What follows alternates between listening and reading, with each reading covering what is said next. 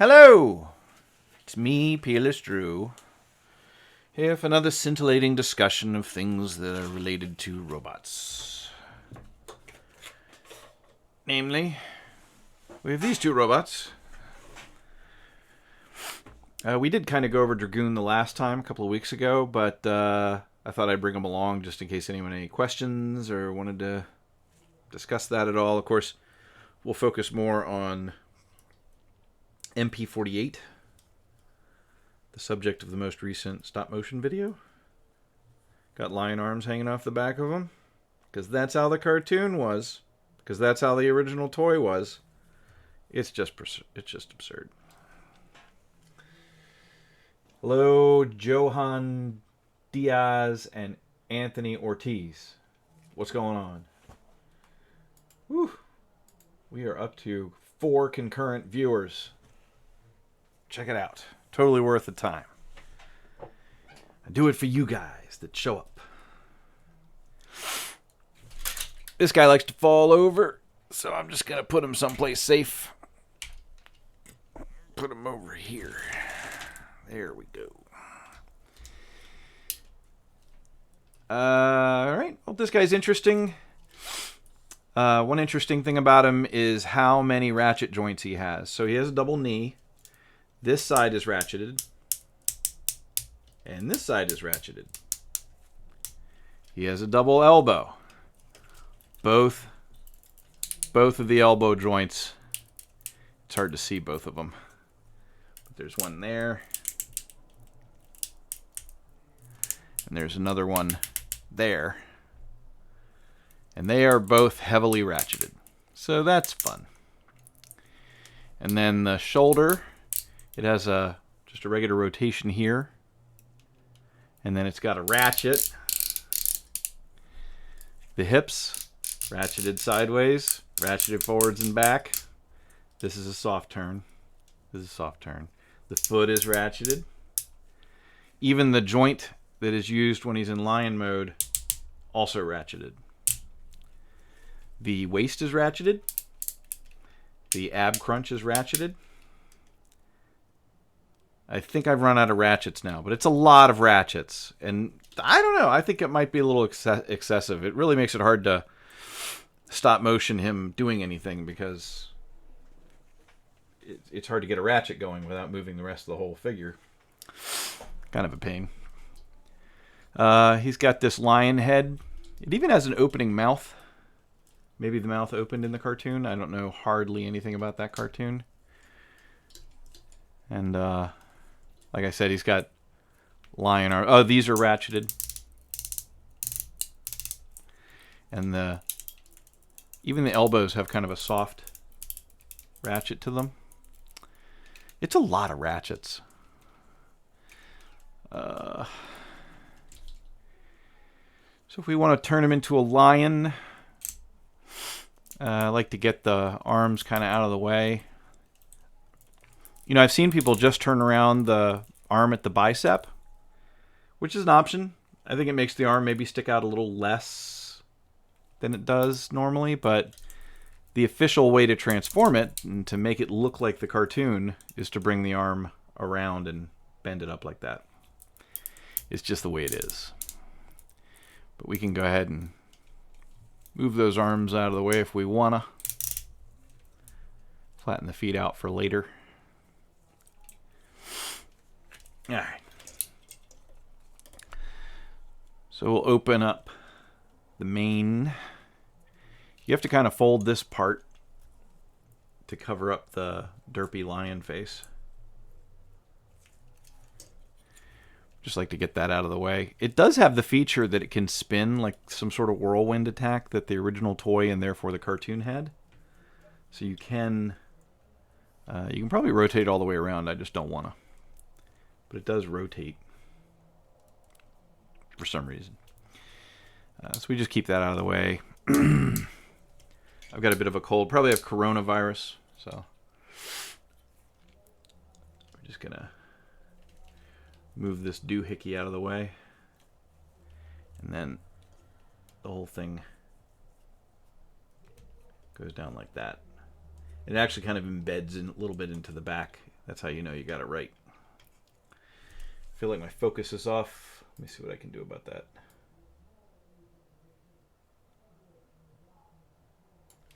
That's a little better. All right. So now, what can I do now? I'll separate the chest. It's tabbed in here on either side. And the whole thing comes out. I've noticed that this mushroom peg wants to slide out of there for this rotation joint. You do have to rotate it upside down, but I don't know. Careful with that mushroom peg. This whole thing, the chest thing folds up. You have to do it in the right order or it'll run into itself. So we fold these flat first, and then we can fold these flat, and then we can fold it in half. And actually, once you do that, you can actually fold these a little flatter than you could get before then. We'll keep that out of the way.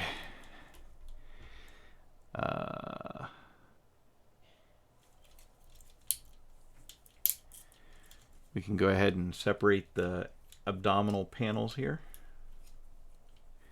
And that allows us to, we can ab crunch them all the way. And then we can bend this part back. That frees up space inside the chest. Now these things are attached to the back. So, I mean, I saw a reviewer that otherwise excellent managed to try to tab these in. But you can see that you can't actually clear that unless you put the back where it's supposed to be, and then it'll clear. So moving the back is its own separate step. All right. So now we've got, with the back moved back, we have room for the head. So we're just going to move it up. It kind of has like this superfluous panel there. I assume it's maybe because he can kind of look down a little more by moving the entire mount for his head, but you don't really need to manipulate that at all. So we're just going to rotate it around, jimmy it around here, and lower it back down. Now we have clearance to move the lion armature, the head armature, around. And it kind of tabs in, but it's a soft tab because later on you can kind of make use of this particular hinge to tweak the position of the lion head. So they don't make it tab in real hard, but it does ostensibly tab. So now that's out of the way. We can take these side panels, and it's a real tight fit. You pull it all the way out. You can see there's a slide peg there. But you do have to kind of tweak it past the hip. And then the whole thing has like a little indentation right here. So, but it is a bit of a clearance issue, but it's not too bad. I guess they accounted for the fact that the plastic would be a little bit flexible, but you might want to be careful with this slide peg when you're doing something like that. I like to move this up here and it'll actually kind of stick there. And that way we can worry about it later. And then this has a tab, and it goes into this hole. Sorry, the white plastic really blooms in the light. Oh, and this part has to be zigzagged down like that. And now we can plug the tab into the hole. So the torso of the lion is coming together now. We can rotate these down, and then we can just zigzag the whole thing up. I like to bring the arm around, and then I like to rotate at the top of the bicep 180 degrees. So you're doing two 180 degree movements there. But then this comes up, so we bring this around and bring this around. The arms need to be at a slight angle. When he came packaged, you can see this kind of silver pin showing. It was at like that sort of 45 degree angle, and then because there's two elbow joints, the the rest of it's not too important. But you do want to make sure that this secondary joint, because you can see I can move this silver pin around. Or I can move it the other way, I guess. And so you can almost put it in line with it. But you do want it to go kind of 45 degrees to that. And then this can be adjusted as needed. It's the softer ratchet. You can see it actually kind of goes into the arm where I guess the ratcheting action happens.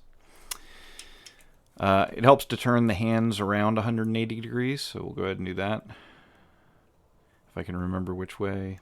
Okay, that. So it looks like this from the bottom. And then we have to open up the forearm. There's a tab here.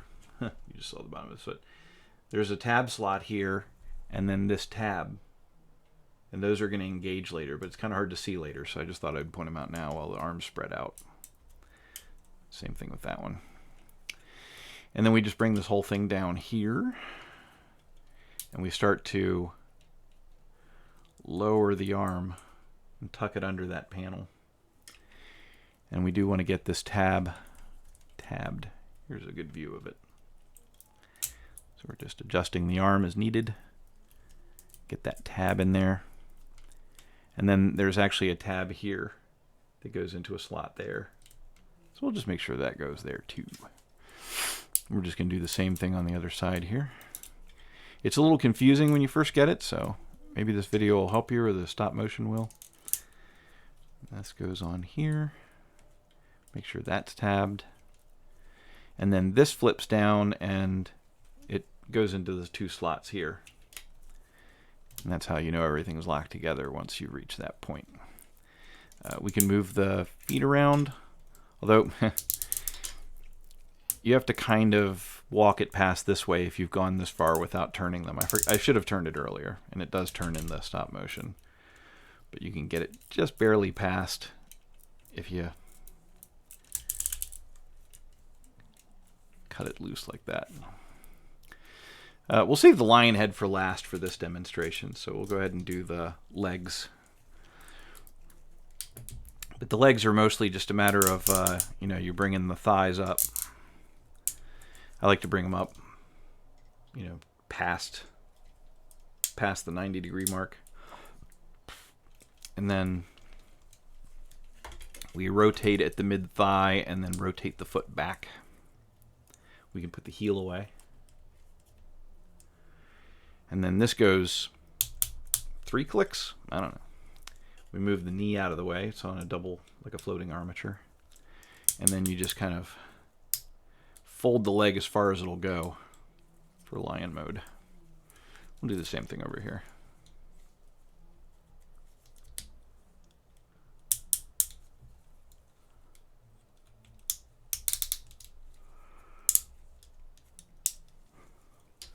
You can see you can get them to sit fairly flat with the leg arranged like that.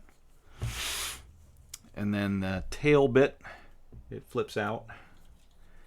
And then it won't line up properly unless you've kind of sunken this in. So, like there's even and there's sunk in. We tab there. We can open up this, which kind of starts the other one going. But this is sort of the mid-back panel. And then this actually kind of tabs in there. It's really hard to see with the bright white plastic. And then we turn to this mechanism. I wish they had contrived a way to have this be the head, but you can see like if you arrange it like this, it kind of sticks out too far. And there's no way to fix that. There's like a really big gap here. So you can't really use this head as the head. It's a complicated mechanism, and I can't help but think that there might have been some more clever way to do it, but anyway. The lion kind of bites this panel. And you have to be careful because a lot of this looks like it might be some sort of joint, and it's not. This is just a solid piece of plastic. There's no joints there. This little tab here actually engages with a tab that's just past that lower jaw joint, and then the upper jaw fits into the cradle there. So just keep that in mind. We get this out of the way, and then we raise the lower jaw up. So now he looks like something out of It, or The Thing. And then this has to walk around, and when I first got it, I was like, is this really? Because it's a tight clearance to rotate this around. But your goal is to just turn this 180 on this joint here. And you have to kind of fiddle with it to get it to slip past. But as long as everything's in this position, you can kind of slip past pretty easily. And then we can flip the lower beard around, and it needs to slip through this hole in the armature, and it comes out the front. So it's the same beard is used for both modes. And then we can lower the jaw down and lower the top jaw down. Unfortunately, it means the lion doesn't have very good jaw articulation without breaking the sculpt. So you can kind of open up the top one a little bit. Unfortunately, the bottom one's completely hindered by this mechanism. He's got a lot of nice detail in his mouth, but I mean, you're never going to see it unless you just kind of peer into it like that. I don't know. This can actually tab here. So this can tab on there. This covers up the chest piece pretty well. And, and you have to bend the hands up like this. You can leave them in fist, but they will kind of collide with the mane. So it is a good idea to kind of open them up and bend them backwards into that space that's available. We'll do the same thing over here. So it just kind of lays back there. And then there's more than enough room for the mane at that point. And this all lowers down. And then, because the joints could be kind of unsightly, we can slide these panels forward. They're kind of pointy, so they can hurt. But they slide forward, and then there's a little bit on top here that can flip forward and cover up the front hinge. And he's a pretty passable lion. It presumably looks like the lion from the cartoon. I like to tilt the head up a little bit, but like I said, it's kind of intended to sit down, but then he's kind of looking down. So I like to tilt the head up a little bit. And there we have a lion. We'll turn our attention to the comments. Shark says, hey. Yes, transforming toys. How do you like the figure as a whole? I've been eyeing this since the reviews. I like it. I tend to buy like any of the Takara figures because there's a lot about the Takara engineering that's nice. I like the way they approach things, but they are a little too obsessed with making it cartoon accurate. I could picture a much cooler... I would love to see a way for them to tweak this so that the lion arms disappear somehow, or get used as the robot arms or something. But the original cartoon was actually based very closely on the toy, and the toy had lion arms hanging off it, so the cartoon had lion arms hanging off of it, and so therefore this modern Takara masterpiece is going to be just like the cartoon. It's going to have lion arms hanging off of it. So I'm sure they could have done something with the lion arms, but they're not gonna, because it wouldn't be cartoon accurate. It has to look stupid like the cartoon. Yeah, I've thought about remaking MP10. It'll probably come up. Some of these delays from manufacturing and shipping from China are probably going to eat into my supply chain. So I'll probably have some weeks that are off enough that I got to catch up. I want to catch up on the Studio Series Devastator pieces that I have that I've never shot. So I need to do the green foot guy. I need to do a lot of it, because I've only done I've done the one arm and the one leg. So I got some catching up to do to shoot all that guy. So I got to get those in. Maybe any other Studio Series figures that I like. I can't think of any right now. But I will eventually reshoot MP10 because it's a classic design. It's that toy aesthetic that Takara originally went for, and it's got a nice design to it. Is the virus at my state? I'm in the state of Virginia. Yes, the virus is at my state. I'm not planning on worrying too much about it. I actually went to Walmart today because I had to buy toilet paper. And fortunately, I was able to find like a little pack of toilet paper there. But basically, the shelves are cleared off. And I'm like, why are these people buying toilet paper? I don't understand the toilet paper. I mean, I understand that it snowballs because eventually people are like, well, shit, if there's not going to be any toilet paper, I better buy toilet paper when I see it. And if I'm going to buy toilet paper, I don't want to have to do it again. So I'll just go ahead and buy 15 big bundles of toilet paper. So it does kind of take on a life of its own. But how did that start? How did people go, coronavirus, toilet paper? How are those two things related? I don't know. Maybe people are like, I don't want to have to go out shopping again. I don't know. How are they going to get food? I don't know. I wish I could get some. My wife works in kindergarten. She's a kindergarten teacher, and she's running out of Purell. And there's just no place to get Purell. And like little kindergartners, like when you get ready to go to lunch, you should have them like, clean off their hands with Purell. It's a real pain in the ass to have 20 kindergartners all go wash their hands one at a time before you can go to lunch and stuff like that. It's just stupid. Purell is not going to save you. The main thing is just like flu or cold during the season, don't touch your face. Wash your hands before you have to touch your face. And, just exercise some face discipline. But I've got some sort of cold now, but I doubt it's coronavirus. I've had it from before, but even so, probably not going to kill me. Probably not going to kill most people. If you're in a nursing home or you're older or you have an immune system compromised, then you should probably be real careful. Unfortunately, those people won't be able to find any face masks because a bunch of other people that have no trouble with it at all are going to run out and buy up all the face masks and all the Purell. So I feel sorry for people that actually have a concern for getting any kind of flu or cold.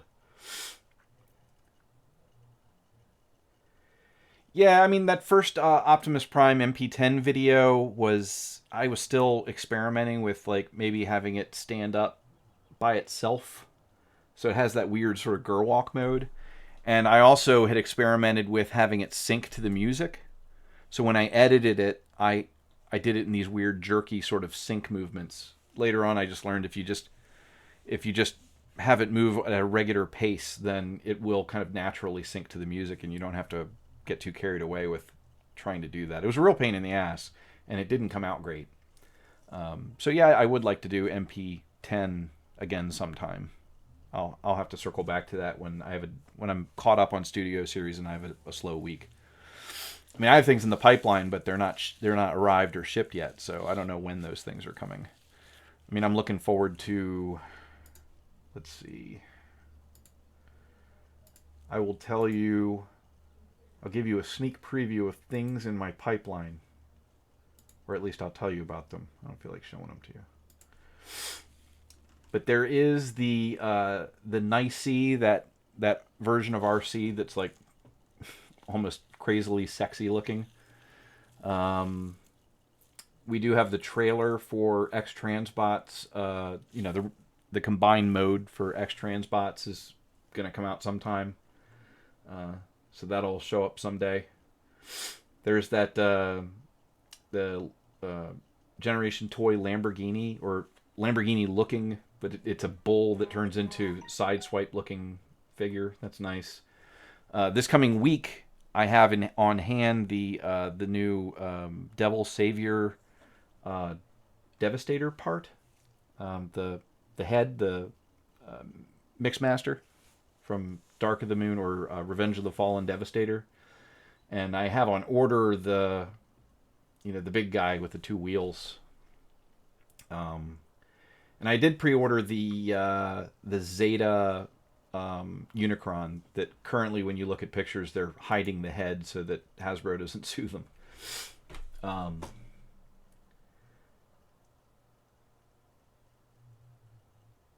I mostly collect G1, MP, Takara, and third party. G1 MP, sure.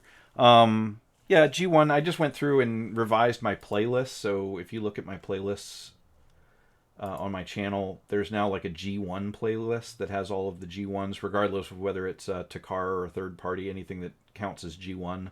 Also came up with an IDW playlist because there was a few that were IDW type. I have a Bayformers playlist that I came up with. You can guess what that is. And I corrected a bunch of things that were supposed to be in playlists but weren't, including some combiners. Like, I have a playlist called SS Devastator that currently has 2 videos, but will eventually have like 7 videos that are like the Studio Series Devastator. And I put some of the other combiners that I'm working on in their own combiner playlist, like the MMC set and the X-Transbot set.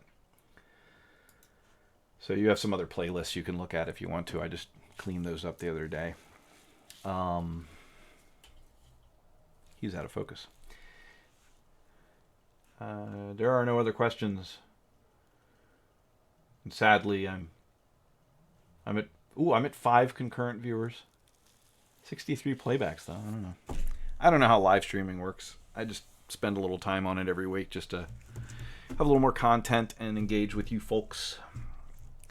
Nobody ever seems to have any good figure questions. I think I've got too many figures that people don't have, so they don't have any, like, I have this and what's the story with it kind of questions. Maybe next time I have Studio Series figure, someone will be like, hey, I have that. I have questions about that. I'm still in love with this dude. He's big. He's clever. He's got problems with his ankles, but whatever. Just the ankles aren't very articulated, so you have to kind of trick. Getting him to pose is like tricking him into posing. He's too tall for the frame. I worry about standing him up back here because he could fall over. I don't want him to fall over. So I'm going to lay him down. And I'll put the lion back in the center so YouTube will pick that for the picture. Actually, I do need to put him back in robot mode, so I'll fiddle with that while I wait for any commentary, any follow-ups. We will do it the video way.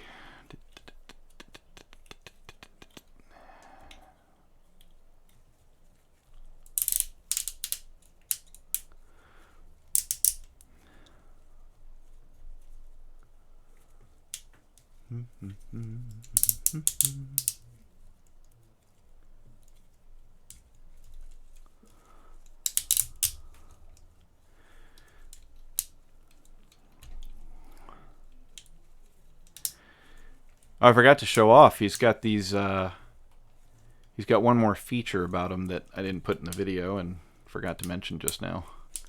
But he does have like these things, these rocket engines that open up on the sides. Because I guess he did that in one episode of the cartoon, so they had to include it. So enamored are they with the cartoons. It can be kind of a pain in the ass to arrange the knees because of the double ratcheted joint.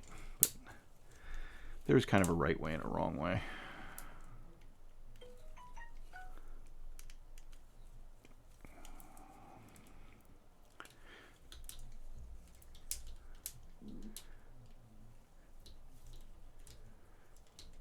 Had some guy on my channel ask me the same question on 3 different videos, and the question was, some of you know the answer, but he was like, is this a second channel for Chosen Prime?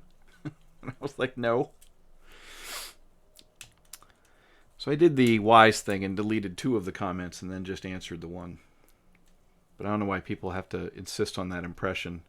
Even when you watch the videos that they post, that they reposted at Chosen Prime, that, you know, there was an arrangement, you know, like he would loan me figures, although as it turned out, not very often. And then he could post the videos on his channel because I guess he's trying to be a YouTube star in addition to running a shop. I don't know. That's the part that always annoyed me because it was like my own videos were competing with my own videos and I didn't like it. So when ShowZ offered me a good way to, like if you go to their store pages, you can see where they link to my YouTube video. They're not trying to post the video themselves or do anything with the video themselves. They've got a store to run. They're not messing with it. So I like that arrangement better. But also I I can keep the pipeline a little fuller than I could with borrowing from Chosen Prime. I appreciate the figures I could borrow from him, but when it comes down to it, I don't want to make videos for other people. Because I get questions like that. Is this a second channel? No. If you look at the video, you see my name on it, even on his channel. So that might suggest to you that the video is my video and not somebody else's video. But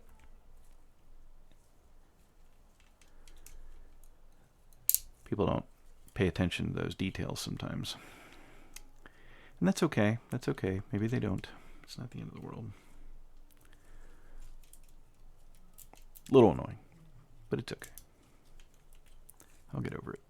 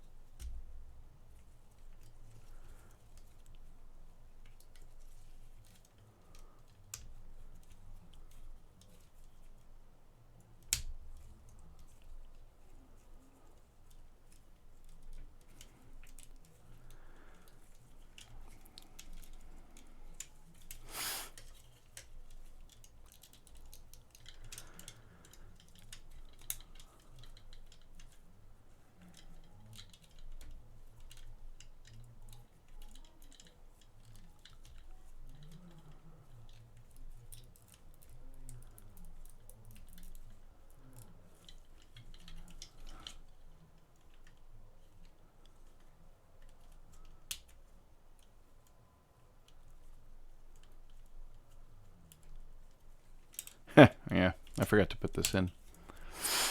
Don't forget to put this in. Then you can close up the panels.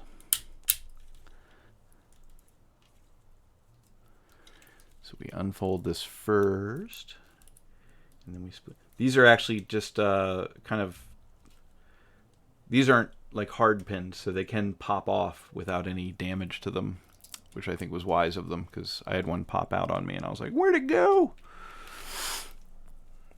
Yeah.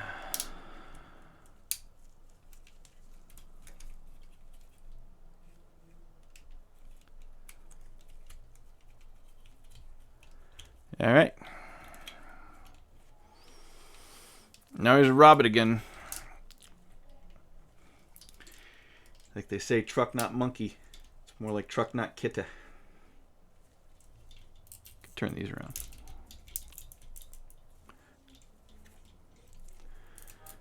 There really is an argument to just turn it around at the waist, because at least you have one less exposed screw on this side if you do it that way. But I will do it the way you're supposed to do it. This time. Maybe not next time. Maybe this time. Oh, loose there. He does have a little panel that opens up to show off the Beast Wars version of a Matrix, I guess. And then this side is just ornamental. It's ornamental. There we go. It's hard to get these knees to line up the way they intend, because they're so hard to ratchet.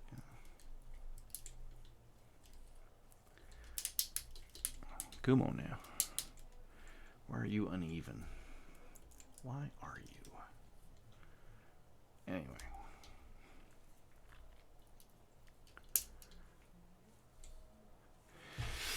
There we go. Now we can have him as the YouTube picture. As soon as I focus him in. Oof. All right, catching up on comments.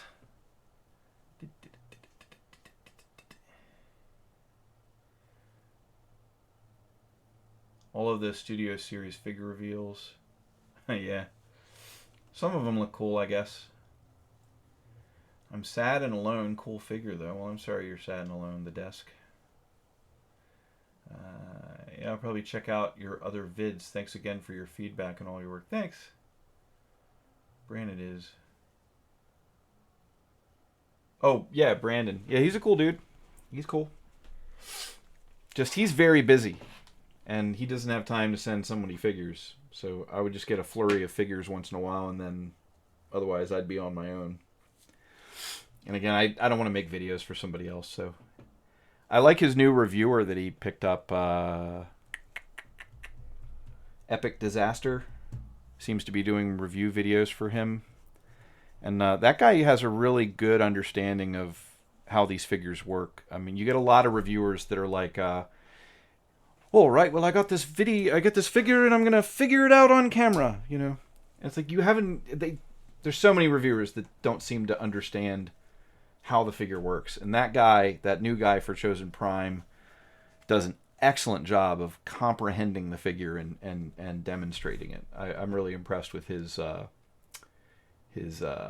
perspicacity, his ability to comprehend the figure. And it's obvious that he's handled the figure enough to understand it and is now presenting his findings, as opposed to a lot of reviewers that are just kind of flailing their way through the transformation. And he keeps it in frame, so good for him. I actually did a review back in the day for TCP, like just a standard review video. And he, as far as I know, he never even looked at it. I certainly didn't get any feedback about it, so that was it for doing those reviews. You thought who turned into an eagle? Who did you think turned into an eagle? That's confusing. And then 2 minutes from now, I'll get a response. Because that's how live streaming works. It's not all that live.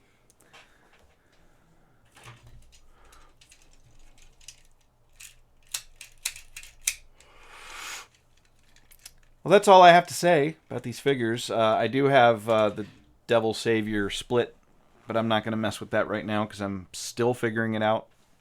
It is a mess. It is I feel like maybe some Fans Toys engineers went over to Devil Savior. It's got a lot of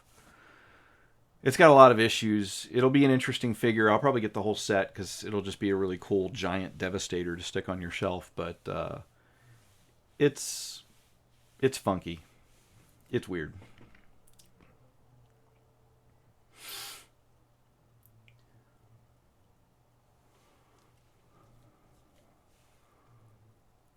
Well, I guess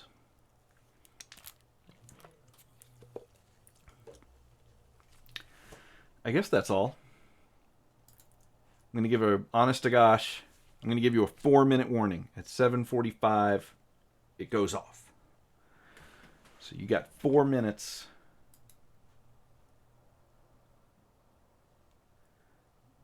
The right arm looks like an eagle head. Oh, yeah. I can kind of see that. You're talking about this being the beak? That's the beak. That's not what it is. Him wasn't the right answer, but the right arm looks like an eagle head was helpful to understanding what you meant by turning into an eagle.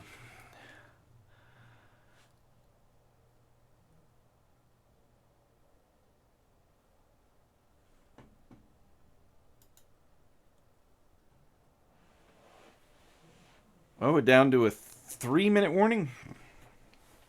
Your final chance to ask for anything.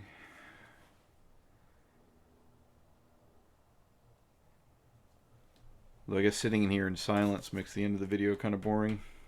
I show you that Unique Toys comes with a card. Look at that. See, that's bold. The card has Dragoon on the front, and then on the back is the reverse of Dragoon. Because, of course, he's really, really clean from the back, too. What a great figure. I love unique toys. I want to get the unique toy Sandstorm. I hear it's kind of a pain in the ass, but left arm looks like an eagle. So what's the beak? Like, is that the beak? I guess. Okay, I see it. I guess we can see things and all kinds of things. You ever look at like rock cliffs and you can see faces in it? Because all people have a rather active face recognition system in their brain. So you can see faces in random noise.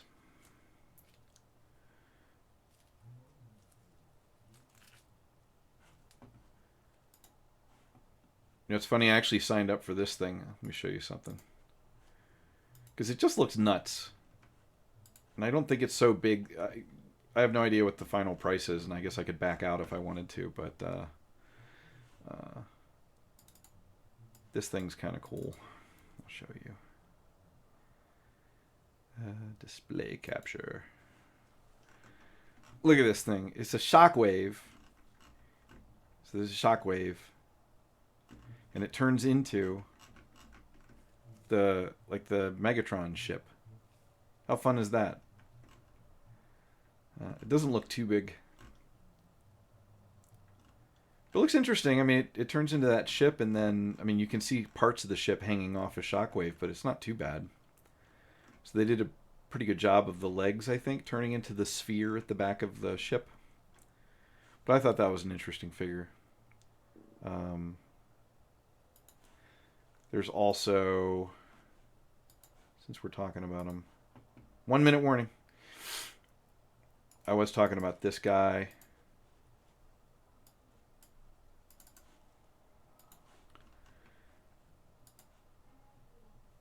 This guy.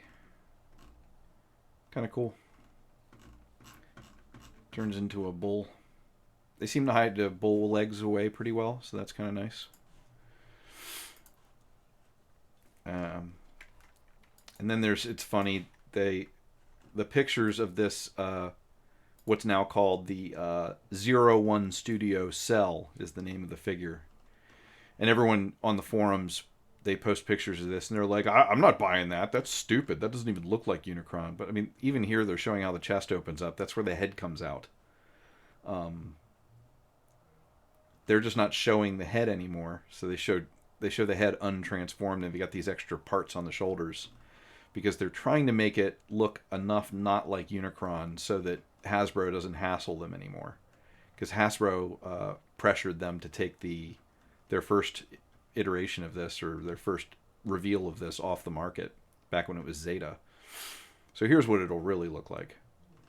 And you're talking about a Unicron, unlike the Hasbro one, a Unicron where they actually hide all the... Did they have a picture of the back of them? Because it's just amazing.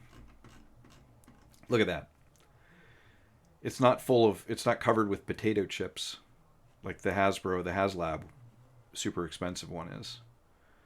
So I'm loving this. I'm totally going to get this. But for now, you're going to see it mentioned on forums. It's going to be pictures like this where you're like, what the hell? But it's just because they're hiding it. They're making it look less like Unicron so they don't get harassed by Hasbro. So, pretty cool. All right. Time's up. Take a peek at the comments, see if there's anything else going on. Nope.